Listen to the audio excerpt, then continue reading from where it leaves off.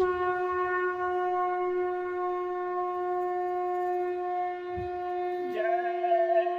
गुरुदेव। जय गुरुदेव।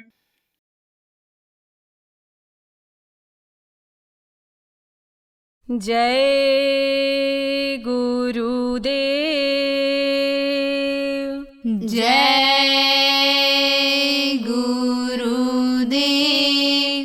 सतगुरु दरस बिना रतिया कटे नाही हो। सतगुरु दर्श बिना रतिया कटे नाही हो। प्रियतम दर्श बिना बतिया बने नाही हो। प्रियतम दर्श बिना बतिया बने नाही हो। माला पकड़ूं मन का गिनो। माला पकड़ो मन का गिनो। हर मन के में सतगुरु ढूंढूं। हर मन के में सतगुरु ढूंढूं। सुमिरन करत बीते बतिया बने नाही हो। सुमिरन करत बीते बतिया बने नाही हो। सतगुरु दरस बिना रतिया कटे नाही हो। सतगुरु दर्श बिना रतिया कटे नाही हो। अंतर ढूंढूं बाहर ढूंढूं। अंतर ढूंढूं बाहर ढूंढूं। सुमिरन में ढूंढूं ध्यान में ढूंढूं। सुमिरन में ढूंढूं ध्यान में ढूंढूं। भजन करत बीते दर्श दिए नाही हो। भजन करत बीते दर्श दिए नाही हो। सतगुरु दर्श बिना रतिया कटे नाही हो।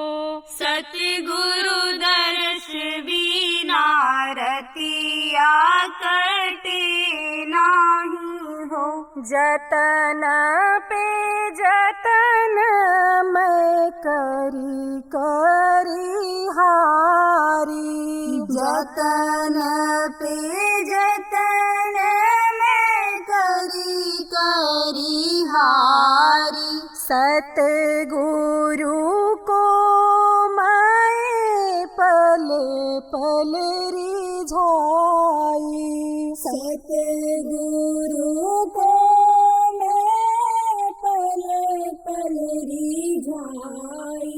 अखियाँ रोवत बीते बतिया बने नाही हो। अखियाँ रोवत बीते बतिया बने नाही हो। सतगुरु दर्श बिना रतिया कटे नाही हो।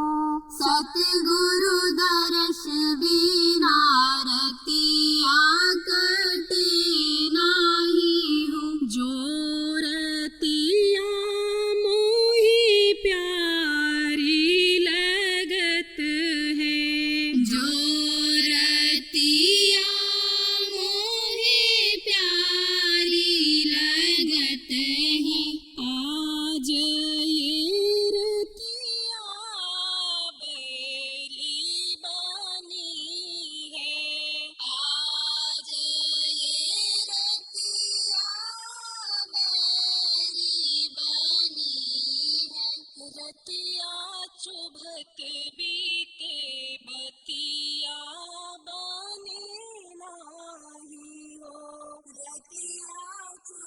बीते बतिया बने नाही हो। सतगुरु दर्श बिना रतिया कटे नाही हो।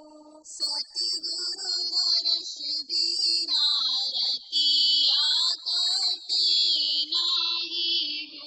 अंतर बाहर खूब रिझाई, अंतर बाहर खूब रिझाई। घाट में उनसे लव लगाई। घाट में उनसे लव लगाई।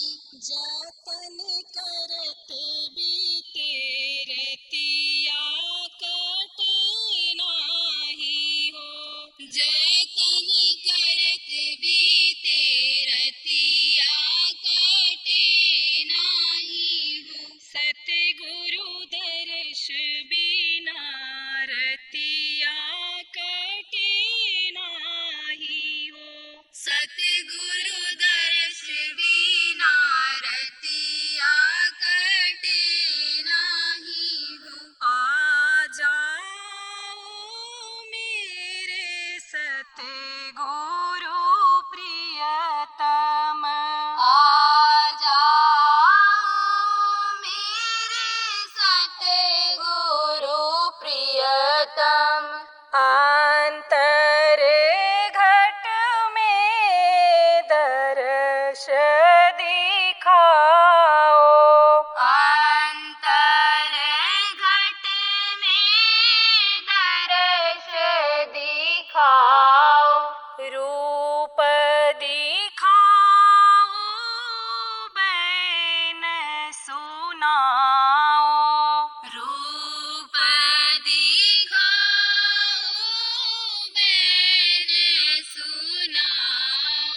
आशा करत बीते दर्शन मिले नाही हो। आशा करत बीते दर्शन मिले नाही हो। सतगुरु दर्श बिना रतिया कटे नाही हो। सतगुरु दर्श बिना रतिया कटे नाही हो। जय गुरुदेव, जय गुरुदेव।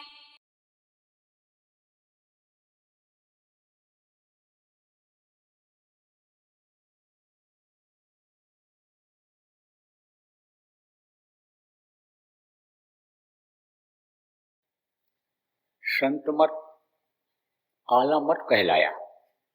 आला मत किसको कहते हैं? देखो प्रेम, डॉक्टर लोग गले में आला लटकाए रहते हैं, जिसको इंग्लिश में वो लोग स्टेथोस्कोप बोलते हैं। तो उससे क्या करते हैं? जांच करते हैं, पता लगाते हैं कि अंदर क्या है, कौन सी बीमारी है, घाव है कि फोड़ा है, कि ये जो अंदर में मशीनें हैं, हार्ट है, दिल है, लीवर है, ये सब जो मशीनें हैं ये सही काम कर रही हैं कि नहीं कर रही हैं। उससे पता लग जाता है कि बलगम जमा है या हड्डी कमज़ोर हो रही है, सांस लेने में तकलीफ हो रही है, श्वास नली गड़बड़ है, सब पता उससे चल जाता है। तो अंदर की बात को जो बताता है, निकाल करके लोगों को समझाता है, बताता है, वही होता है संत। मनुष्य शरीर में ही रहते हैं, वो कोई दूसरे शरीर में नहीं आते हैं। माँ के पेट में ही बंद करके बाहर निकलते हैं, इसी धरती पर रहते हैं। लेकिन गुरु के पास जाकर के जो इल्म ले लेते हैं, जो तरीका जान लेते हैं, उसको मुस्तैदी से, यानी बराबर समझ लो आपके करते हैं।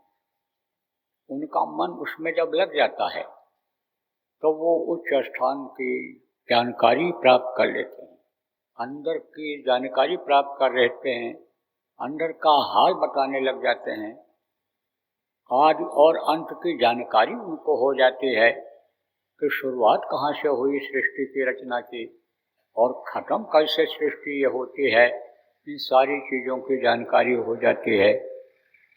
तो वो जो बात बताते हैं लोगों के लिए जो हितकारी होता है, फायदेमंद होता है, उसी को लोग संत मत मान लेते हैं।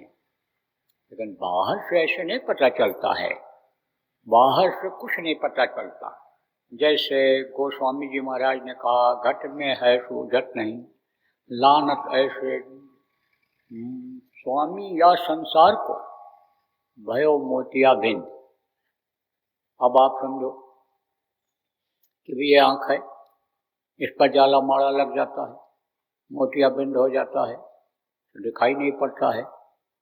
जब इसको साफ करा देते हो, ऑपरेशन करके पर्दा और गंदगी को हटा देता है डॉक्टर, तो दिखाई पड़ने लगता है। ऐसे ही जो तीसरी आँख है जीवात्मा के अंदर, उस पर कर्मों का पर्दा लग गया, एक तरह से मोतियाबिंद हो गया, इसलिए घट में है सूझत नहीं। घट में ही, इसे मनुष्य शरीर में ही वो दिखाई पड़ता है, मिलता है, लेकिन अब वो दिखता नहीं है। कल आपको बताया था कि घट में गंगा, घट में तीरथ, घट में सृजनहारा है। तो सृजनहार कौन है? जो परवरिश करता है, इंतजाम करता है, खाने की व्यवस्था, रहने की व्यवस्था करता है, पानी की व्यवस्था करता है। सूरज चंद्रमा की रोशनी मनुष्य शरीर के लिए जरूरी होती है, हवा की जरूरत होती है, धरती पर चलने की जरूरत होती है। तो जो इसकी व्यवस्था करता है वो सृजनहार होता है। तो सृजनहार कहाँ है? घट में ही। लेकिन घट में है सूझत नहीं, दिखाई नहीं पड़ता है। क्यों? क्योंकि पर्दा लगा हुआ है, मोतियाबिंद हो गया है। अब वो जब हटेगा तो दिखाई पड़े। जब रानी इंदुमती को कबीर साहब जैसे सम्राट गुरु मिले और उन्होंने उस मोतियाबिंद का ऑपरेशन किया जो अंदर जीवात्मा में था। मोतियाबिंद का ऑपरेशन क्या है? गंदगी ही यानी जमा हो जाती है, तो वही पर्दा जैसा मजबूत हो जाता है। जैसे काई जमा हो जाती है, गंदगी जमा हो जाती है, तो फर्श गंदा हो जाता है, जमीन गंदी हो जाती है, उसको काई को जब हटा देते हो तो साफ हो जाता है। ऐसे ही अंदर में कर्मों की जो काई है, अच्छे बुरे कर्मों की, वो जमा हो गई थी, सबके जमा हो जाती है। मनुष्य शरीर में जो आता है कर्म करता ही है, हाथ पैर आँख कान से। जान में कुछ कर्म बन जाते हैं, कुछ अनजान में बन जाते हैं, तो जमा ही होते हैं अंदर में। तो उसकी सफाई जब किया और सचखंड में जब देखी, अकाल तख्त जिसको कहा, किसने कहा?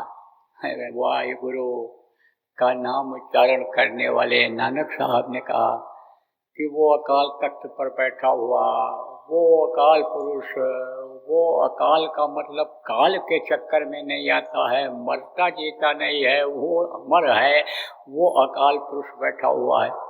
तब जब उस अकाल पुरुष को देखा, अकाल पुरुष को देखा और गुरु को देखा कि उन्हीं में समाये हुए, गुरु रूप में ही उनको जब देखा, तब रानी इंदुमती ने कहा कबीर साहब से कि आप हमको अगर मृत्युलोक में बता दिए होते कि मैं ही सब कुछ हूँ, तो मुझको इतनी मेहनत क्यों करनी पड़ती? ये शरीर को साधना पड़ा, मन को साधना पड़ा, लोगों के का ताना सुनना पड़ा, कष्ट झेलना पड़ा, मानसिक शारीरिक कष्ट झेल करके मैं यहाँ पहुँची हूँ। तो अगर आप बता देते तो आपकी दया वहीं मैं ले लेती, आपकी सेवा कर लेती। कि गुरु की सेवा में सबकी सेवा, गुरु की सेवा करो सब कुछ मिल जाए, तो आपकी सेवा में करती। तब उन्होंने कहा तुझको विश्वास न होता, और देख तेरे से मैंने सेवा ही तो कराया। सेवा किसको कहते हैं? हाथ पैर दबाने को, रोटी खिलाने को, कपड़ा पहना देने को सेवा नहीं कहते। अब मान लो एक गुरु हो कोई और उनके मानने वाले सैकड़ों हों, तो हर कोई पैर दबाएगा तो क्या हाल होगा? हर कोई कहे नहीं मैं पैर की मालिश करूँगा, तो एक भी रोए और खाल बदन पर रह जाएगा, तो वो सेवा नहीं है।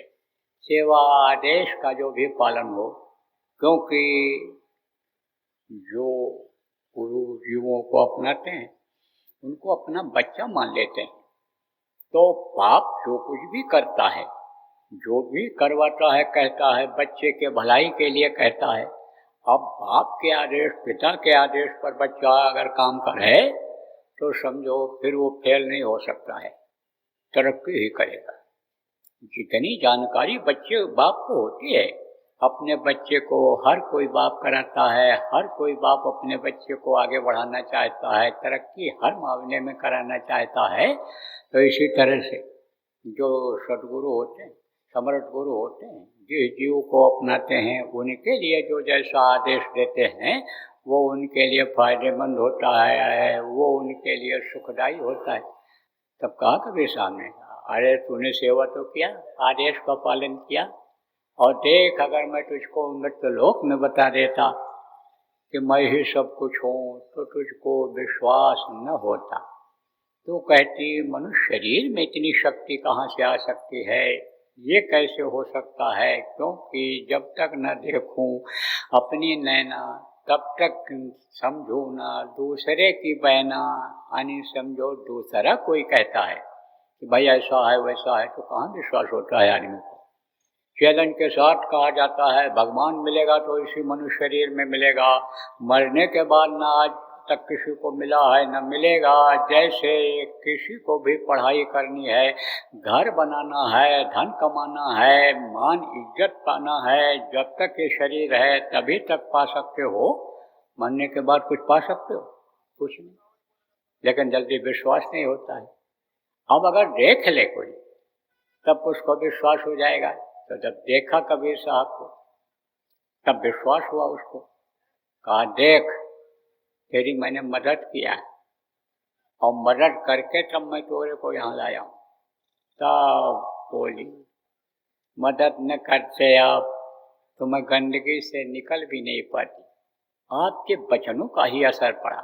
बराबर मैं आपके सत्संग को सुनती रही, उन्हीं बातों का असर मेरे ऊपर पड़ा और मैंने सब पर धूल डाल दिया, सम्मान इज्जत पर धूल डाल दिया, मोह माया पर धूल डाल दिया। परिवार का जो वो रिश्ता था उस रिश्ते को मैंने नगण्य समझा। नगण्य का मतलब क्या होता है? नहीं के बराबर होता है। नहीं का मतलब अलग हो गया और नगण्य का मतलब यह है कि नहीं के बराबर रहते हुए भी। और नहीं, परिवार में रहते हुए भी और आदमी नहीं रहता है। कब? जब साधना में बैठ जाता है तब वो परिवार की चिंता फिक्र करता है और परिवार वाले भी उसको कुछ नहीं कहते हैं कि भाई ये तो 2 घंटा साधना करेगा, इसको तो अब छेड़ना नहीं है।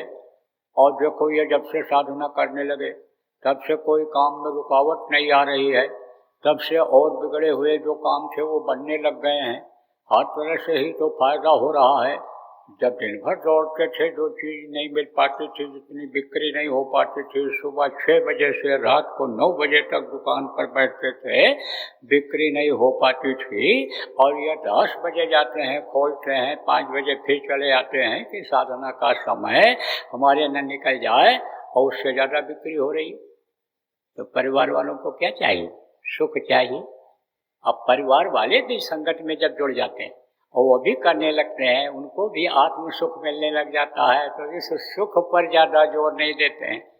उन्हें तो औरत कहती है कमाओगे नहीं तो खाओगे क्या, किस लिए लाए हो हमको, ये बच्चे किसके हैं, हमने अकेले पैदा किया है। औरत बैठ गई तो गाली गुप्ता तक आदमी देने लग जाता है। दिन भर पूजा, दिन भर पूजा, दिन भर साधना करती है, तू जा जंगल चली जा, साधु हो जा। लेकिन वो रस अंदर का जब उसको भी मिल गया, आदमी को मिल गया, औरत को मिल गया अंदर का, तब कोई किसी को छेड़ता है तब तो उस मालिक पर विश्वास हो जाता है जो पैदा होने के पहले माँ के स्तन में दूध भर दिया करता है।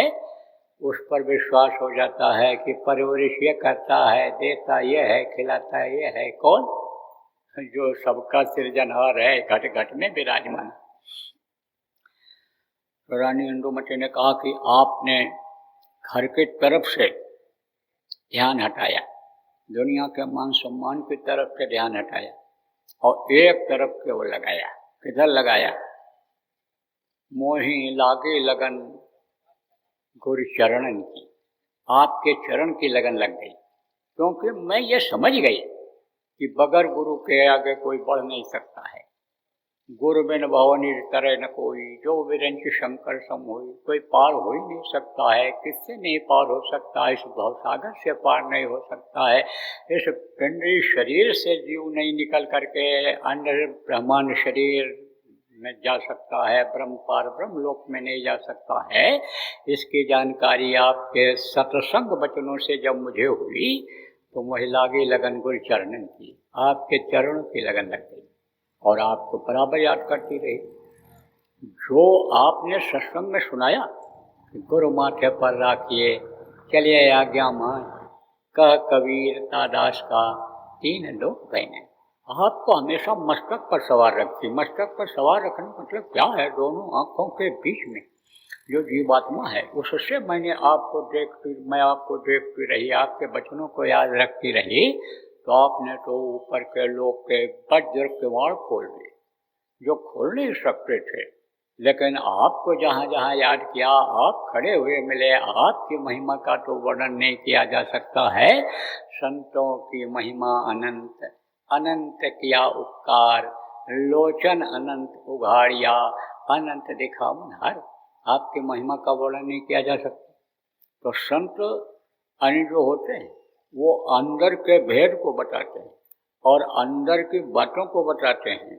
वो बातें अगर इंसान पकड़ ले और उनके बताए अनुसार अगर चल पड़े तो तीन लोक भय न।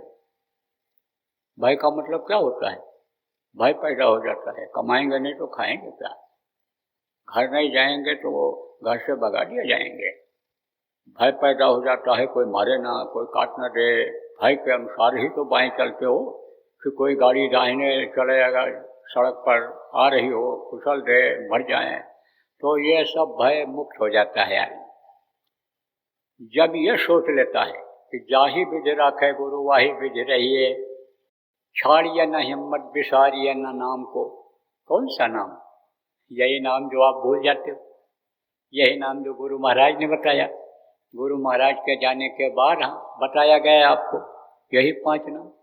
अगर इसका सुमिरन बराबर करते रहो तो आप ये समझो जब उनको याद करते रहोगे तो हमें चिंता नहीं उनकी, उन्हें चिंता हमारी है। जिसको याद करोगे उसको चिंता रहेगी नहीं रहेगी? बाप जब साथ रहेगा तब बाप को चिंता रहती है कि देखो हमारा बेटा भटक न जाए, हमारा बेटा रोड पर हमारे साथ चल रहा है तो बगल में कहीं चला जाए, गाड़ी के नीचे आ जाए। जब नहीं चल पाता है तो उंगली पकड़ा करके पिता ले जाता है अपने बेटे को।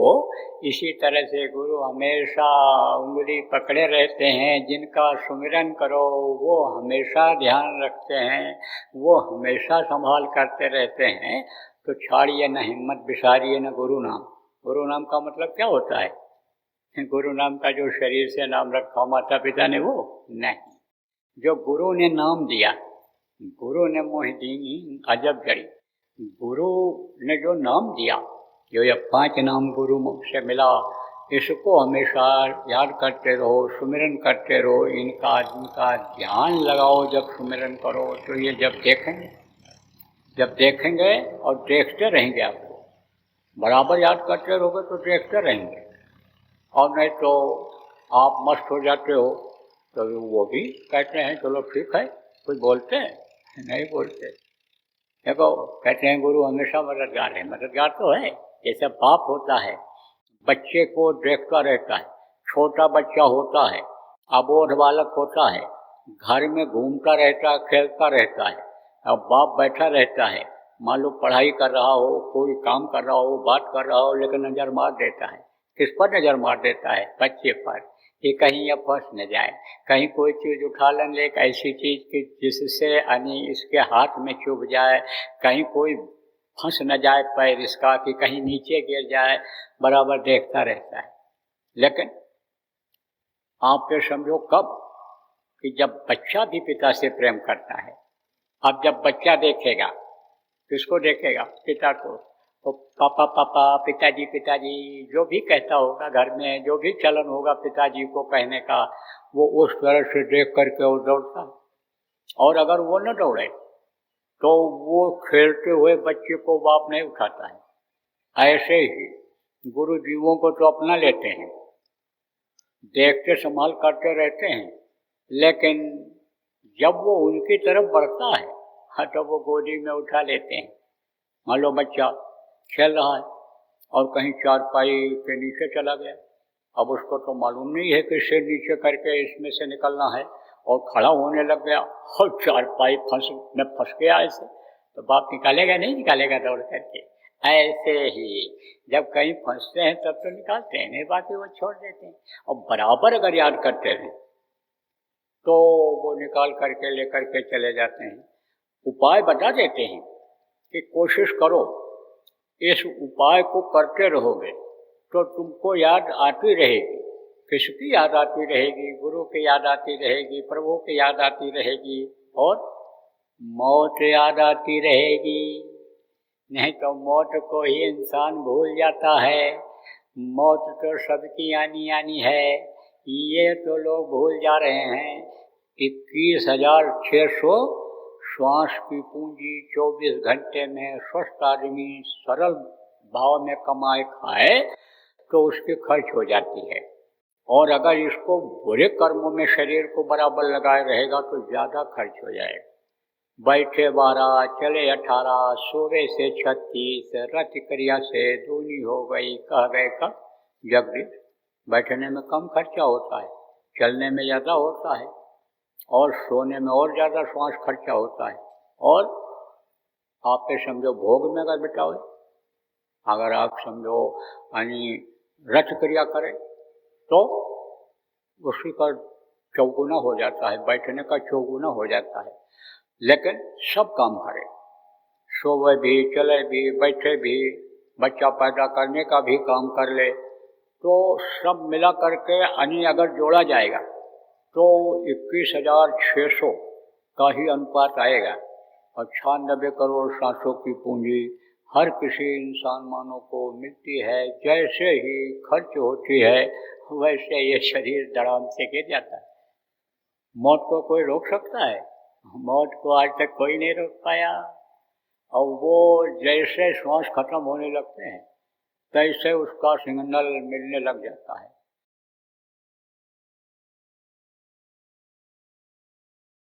अगर ध्यान नहीं दोगे आप लोग तो आज आपको बता के जा रहा हूँ यहाँ हाथिन आने समय लो कन्नौज जिला के इस स्थान पर कि अगर लोग ध्यान नहीं देंगे तो कुछ समय के बाद यही नौजवान देश के 50% यानी 100 में 50 नौजवान ये पागलों जैसे दिखेंगे, नशे की आदत में पड़े दिखेंगे इधर उधर। दुर्घटनाएं बढ़ती चली जाएंगी, अकाल मृत्यु में चले जाएंगे, ये प्रेत योनियों में चले जाएंगे। पेट बड़ा होता, मुंह पतला होता है, कभी पेट ही नहीं भरता है, परेशान रहते हैं, दूसरों को भी परेशान करते रहते हैं। तो जब यही बच्चे आएंगे आपको ही लग जाएंगे प्रेत योनि में जो चले जाएंगे, तो चैन की रोटी खा पाओगे कि कुछ कर पाओगे? इसलिए ध्यान देने की जरूरत है। जय गुरुदेव। सरकारी व गैर सरकारी अनुदान के लिए बिना सत्संगियों के सहयोग द्वारा जनहित के कार्यों में लगी हुई बाबा जय गुरुदेव धर्म विकास संस्था का मुख्यालय पिंगलेश्वर रेलवे स्टेशन के सामने मक्सी रोड, उज्जैन, मध्य प्रदेश में है। यहाँ पर सत्संग व नामदान का कार्यक्रम होता रहता है। अतः आप श्रोताओं से अनुरोध है कि बाबा उमाकांत जी महाराज के आश्रम उज्जैन एक बार परिवार सहित जरूर पधारिएगा। आपके सुझाव के लिए व्हाट्सएप नंबर 9575600700। जय गुरुदेव, जय गुरुदेव।